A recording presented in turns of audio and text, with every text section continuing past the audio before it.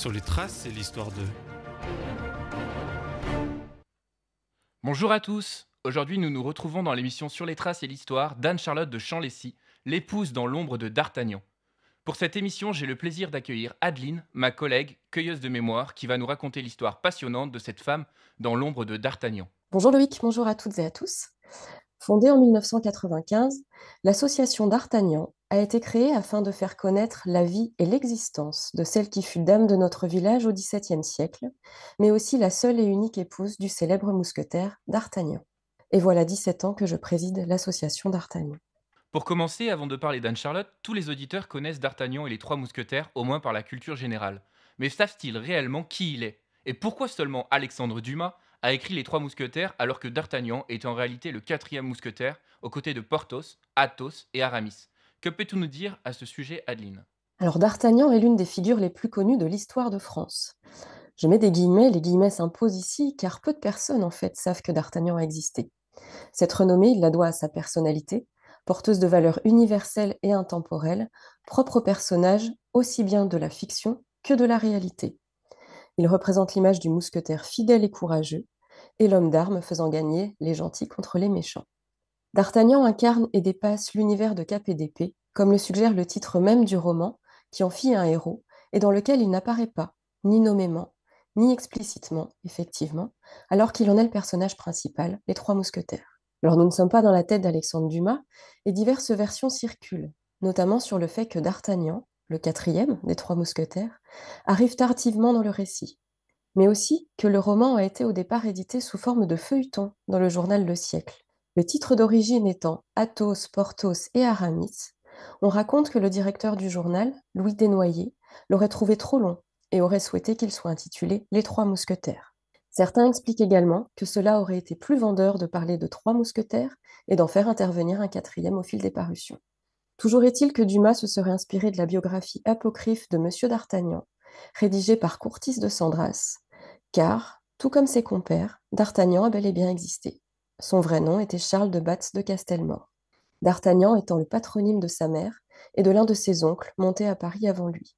Athos aurait été inspiré par Armand de Silègue d'Athos d'Hauteville, Porthos par Isaac de Porto, et Aramis, Henri d'Aramitz, tous trois également gentilshommes mousquetaires. Passons désormais à cette femme, dans l'ombre de D'Artagnan, Anne-Charlotte de Champlessis, qui ne fut autre que sa femme. Qui est-elle?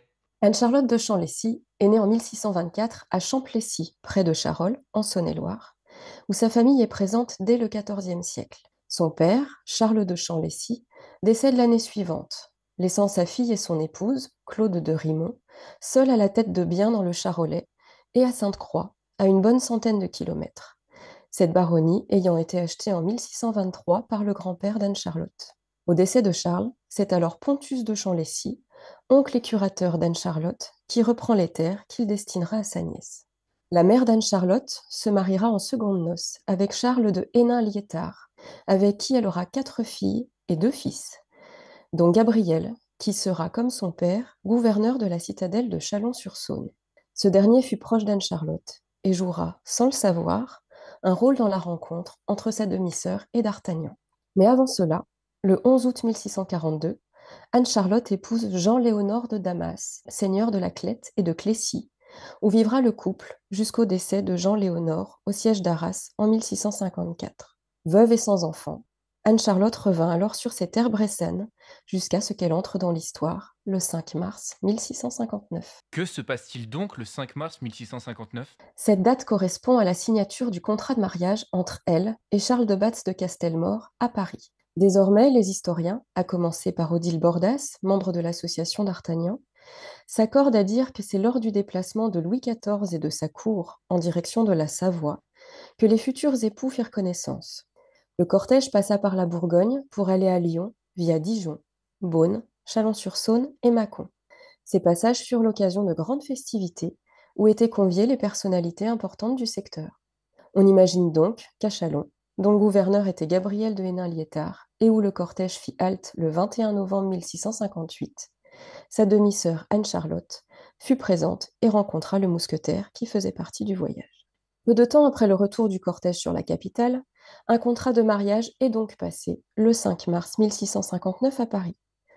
Il fut signé au Louvre, en présence de Louis XIV et de Mazarin, mais aussi du duc de Gramont, père et maréchal de France, gouverneur du Béarn, Louis de Bémont, ami et compatriote de D'Artagnan, de Gabriel de Hénin-Liétard et Jean-François de Chamblessy, oncle de la mariée. Le mariage religieux eut lieu le 3 avril 1659 dans la paroisse de Saint-André-des-Arts près du Louvre. Le mariage fut sous le régime de la communauté de biens, mais Anne-Charlotte, dans ce contrat de plusieurs pages, répudia toutes les dettes antérieures de son époux et se gardait la baronnie de Sainte-Croix. Le couple vivait alors rue du Bac à Paris, dans l'hôtel particulier que D'Artagnan louait, à 2 pas du Louvre. D'Artagnan avait alors près de 45 ans et Anne-Charlotte 10 ans de moins. 2 fils naquirent de cette union, Louis en 1660 et Louis II en 1661. Mais en 1665, Anne-Charlotte renonce à la communauté des biens en rompant le contrat de mariage. Mais c'est étrange, Adeline. Pourquoi Anne-Charlotte a-t-elle rompu son contrat de mariage avec D'Artagnan? L'aurait-il trompé? Trahi? Les biographies consacrées aux mousquetaires ont été l'occasion de diverses interprétations sur les origines de cette rupture et sur le retour de l'épouse en Bourgogne. Difficultés financières dues à l'entretien des compagnies par D'Artagnan, nombreuses absences, notamment dues au mariage du roi et à l'affaire Fouquet, jalousie. Et contrairement à ce qu'on laissait entendre à l'époque, elle ne se retira pas dans un couvent à Châlons, mais rentra auprès de son demi-frère et à Sainte-Croix, où elle géra ses domaines avec ses enfants qu'elle emmena avec elle. C'est Odile Bordas qui trouva il y a peu l'origine de cette séparation grâce aux mémoires d'un mousquetaire bourguignon, Pierre Carré d'Aligny, proche de D'Artagnan, puisqu'il a servi sous ses ordres pendant 12 ans. Voici ce qu'a écrit Odile à ce sujet pour l'association. Si Madame d'Artagnan a quitté Paris et le domicile conjugal, ce n'est pas de son choix. En effet, c'est en raison d'une lettre de cachet signée par le roi Louis XIV qu'elle a été assignée à résidence sur ces terres de Bourgogne. Et cette lettre de cachet, ce n'est pas le souverain qui en avait pris la décision. Alors, quelle en est la raison? Celle d'avoir été une femme trop amoureuse de son époux. Elle l'aimait tellement qu'elle le suivait partout, à tel point que n'en pouvant plus, D'Artagnan lui-même avait demandé au roi, qu'il connaissait bien et voyait quasi quotidiennement en raison de ses fonctions, de signer une lettre de cachet à l'encontre de son épouse. Madame d'Artagnan a-t-elle su la vérité? C'est vraisemblable, d'où la demande de séparation de biens. Anne-Charlotte a-t-elle rompu tout contact avec D'Artagnan suite à leur séparation de biens et la rupture de leur contrat de mariage? A priori, non. Malgré cette séparation, Anne-Charlotte et D'Artagnan auront l'occasion de se revoir, comme le rapporte le même Pierre Carré d'Aligny, jusqu'à ce que la mort emporte D'Artagnan, le 25 juin 1673, au siège de Maastricht, la gorge traversée par une balle de mousquet. Sa mort héroïque jeta l'effroi et la tristesse au camp, notamment pour le roi, qui écrivit alors à la reine: Madame, j'ai perdu D'Artagnan en qui j'avais la plus grande confiance et qui m'était bon à tout. Au décès de son époux, Anne-Charlotte refusa la succession dressée le 13 janvier 1674, sous prétexte qu'elle lui serait plus onéreuse que profitable. Son séjour parisien fut l'occasion pour elle de se rendre à la cour à Versailles et de procéder au baptême de ses fils. En effet, leur père étant absent lors de leur naissance pour ses affaires militaires, les enfants furent alors simplement endoyés. C'est ce que nous explique encore Odile. Le 3 mars 1674 fut célébré le baptême du fils aîné des D'Artagnan. Son parrain et sa marraine étaient le roi Louis XIV et la reine Marie-Thérèse, son épouse. C'est Bossuet en personne qui officiait. Le garçon, alors âgé de 14 ans, reçut le prénom de Louis.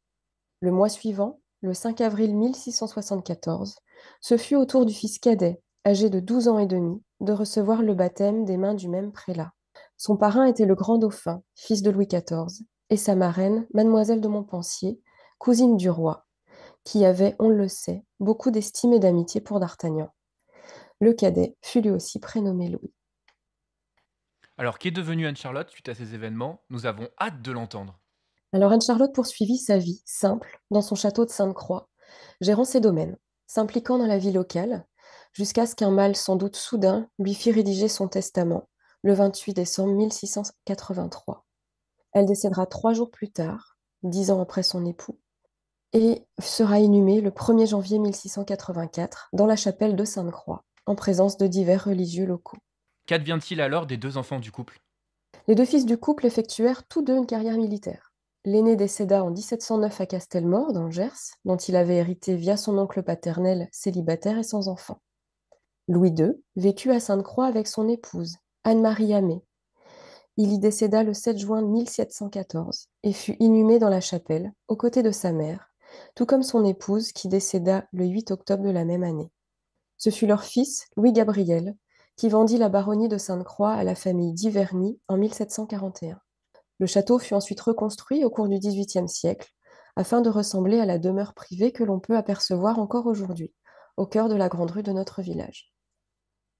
Pour la petite histoire, le fils cadet de D'Artagnan et Anne-Charlotte, avant son mariage, s'amouracha d'une fille du pays, Marie Muller, avec qui il eut une fille naturelle, qu'il ne répudia pas, à l'inverse de ce qui est dit parfois. Prénommée Sophie d'Artagnan, elle épousa en 1712 François de Beauchamp à Sainte-Croix, de qui elle eut 5 enfants. Connaît-on le lieu exact où D'Artagnan et Anne-Charlotte ont été inhumés? Alors que le lieu exact de sépulture de son époux reste encore à ce jour inconnu, Anne-Charlotte repose toujours sous les dalles de l'église de Sainte-Croix-en-Bresse, comme l'indique une plaque installée à l'occasion des 5 ans d'existence de l'association d'Artagnan en 2000. Existe-t-il un portrait, un tableau, une esquisse concernant Anne-Charlotte et D'Artagnan ensemble? Malheureusement, non. C'est une particularité concernant le couple. Il n'existe aucun portrait connu d'Anne-Charlotte et de D'Artagnan non plus. Les nombreuses représentations de ce dernier ne sont basées que sur des allusions et une vision romantique, reprise d'après la mode de l'époque. Cependant, d'après l'inventaire après décès de Gabriel de Hénin-Liétard, un portrait de lui existait, pour l'instant non retrouvé ou perdu. Concernant Anne-Charlotte, Eugène d'Auriac, dans son D'Artagnan, capitaine-lieutenant des Mousquetaires, paru en 1882, cite un portrait décrit dans un livre de prières déposé à la Bibliothèque royale. Voici la lecture. Elle était très jeune, et déjà elle portait sur son visage la trace de profond chagrin. Ses yeux noirs étaient enfoncés dans leurs orbites flétries par les larmes, et une pâleur mate et uniforme semblait répandue sur ses traits. Cependant, elle était très belle ainsi, mais d'une beauté de distinction plutôt que d'une beauté de forme. Je crois qu'à l'association d'Artagnan, vous avez fait une étude graphologique afin de mieux comprendre sa personnalité. Est-ce exact? Et oui, à défaut de connaître le portrait physique d'Anne-Charlotte, nous connaissons désormais son portrait psychologique, si l'on peut dire. Nous le devons à Christine Jouizaume, graphologue conseil, expert en écriture auprès de la Cour d'appel de Paris et de la Cour de cassation. En voici la lecture. De la présence, de l'impact associé à de l'agitation, donne le ton chez Anne-Charlotte, qui tient coûte que coûte à être vue, considérée, et à faire la preuve de son existence. Son écriture dégage d'emblée un climat de turbulence. Portée par un vif besoin d'être au centre, elle ne supporte ni l'indifférence, ni sa solitude, et s'emploie à remplir au maximum sa vie dans un bouillonnement perpétuel. Ni l'équilibre, ni la pondération ne sont donc de mise chez cette femme qui plaît ou ne plaît pas, mais ne laisse personne indifférent. Elle oscille entre des pôles contradictoires, entre allant et retenue, entre besoin et refus de l'autre, entre revendication d'indépendance et besoin d'être protégée, entre féminité et virilité. Ces aspects conflictuels, ces ambivalences traduisent un tiraillement interne, une tension émotionnelle vive et une intensité manifeste. Fortement impressionnée et troublée par tout ce qui l'entoure, elle est rapidement touchée. Ces perturbations, qui peuvent être exprimées ou bien intériorisées, prennent rapidement un tour excessif. Le comportement variable, traduisant une difficulté à trouver une juste mesure d'expression, peut devenir rétif. L'imprévisibilité n'est jamais loin, et les réactions ne sont pas toujours en rapport d'intensité avec les circonstances qui les ont suscitées. Qu'est-ce que cela nous permet de déduire de sa personnalité? L'alternance d'impassibilité et d'explosion est une manifestation courante de son émotivité et de sa sensibilité suraiguë, avec, dans le fond, une certaine froideur. De ce fait, elle a tendance à dramatiser, à imaginer des complots, à se sentir persécutée, ramenant tout à elle, s'entêtant et campant sur ses positions. Dans son désir d'être omniprésente, d'être partout, de se mêler de tout et d'exercer pouvoir et autorité, elle complique les choses et s'attire des inimitiés. Elle fascine et repousse. Cette attitude abrite sans doute une réelle anxiété. Sous l'aspect affirmé, sous le besoin de recueillir les suffrages et les considérations sociales, elle cherche à compenser de l'insatisfaction, des frustrations, des peurs cachées, des phobies.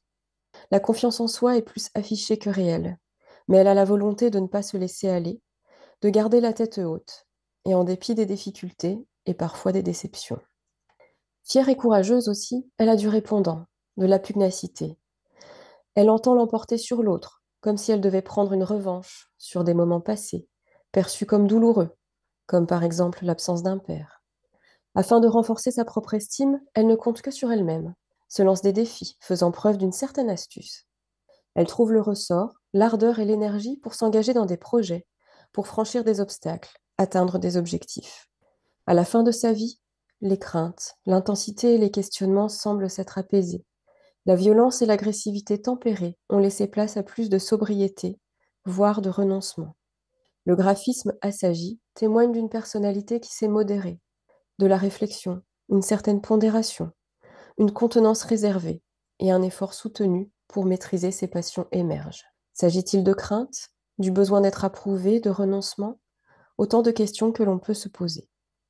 De la passion et de la théâtralisation à la mesure, de la peur du vide à l'acceptation de la solitude, du refus de se soumettre à l'acceptation, de l'agressivité à la tempérance, de l'extériorité à l'intériorité. Ainsi apparaît Anne-Charlotte de Chamblessy, l'indomptable, rattrapée par l'inéluctable. Merci beaucoup Adeline pour ce bel hommage à Anne-Charlotte de Chamblessy, une femme dans l'ombre de D'Artagnan, encore méconnue du grand public. Et nous vous donnons rendez-vous très prochainement pour de nouvelles émissions passionnantes.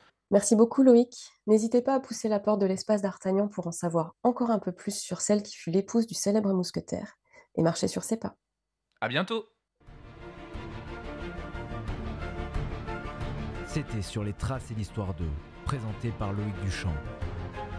Retrouvez l'émission chaque samedi à partir de 9h sur Déclic Radio avec 2 émissions inédites par mois pour vous plonger au cœur de l'histoire de personnalités ardéchoises et d'ailleurs.